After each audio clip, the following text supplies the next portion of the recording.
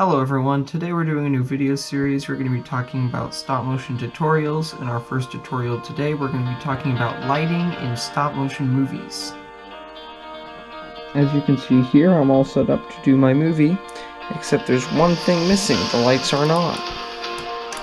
And what's really important for most stop motion movies, well actually all stop motion movies, is some form of lighting.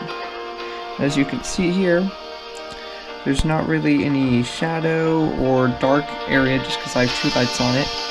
And what's really important, the most important part actually about having good lighting, is that when you're filming, you're not going to have weird shadows in the background.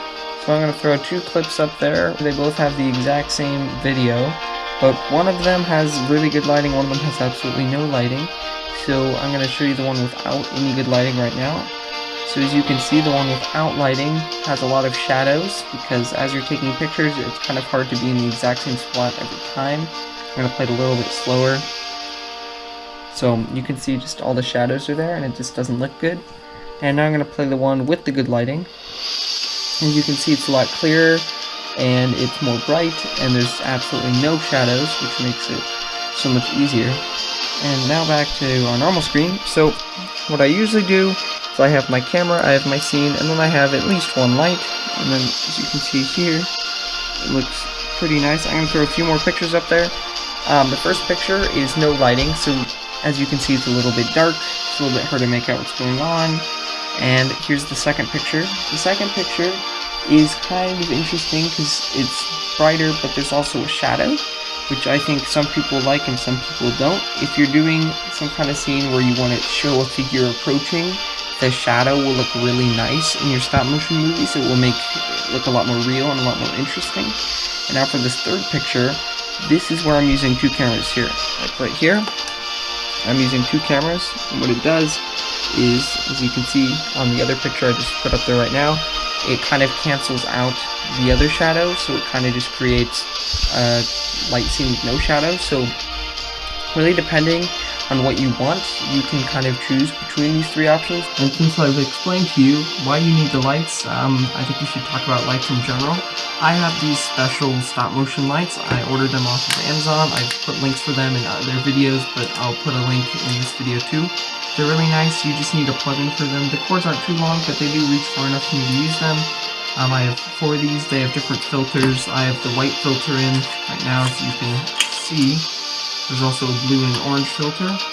So something like this is what I'd recommend, but if you say don't have enough money / you don't really want to buy a camera or buy lighting for a stop motion movie, maybe it's just your hobby, then even a whatever ceiling light, desk lamp, anything like that. I have this wonderful desk lamp right here, very bright. It's not plugged in.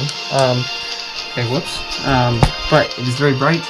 And I also have this light right here, which I use for my stop motion movies. So overall, I think it's a safe bet that most of you watching this have some sort of lamp that you can use for stop motion, and even just an overhead light works. But adjusting the camera and moving stuff around to get the right lighting, I think, is really important. The shadows that come with not having lighting and just leaning over the camera just don't look good.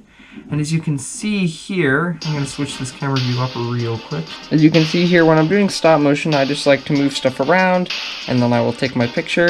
You don't want to be all hunched over the camera, because as you can see, there's these big shadows here, and when you scoot back, shadows go. I'm looking at the wall right here. So it's important to kind of stay a little bit back. I sit on my stool right behind the camera, and I just work my way through.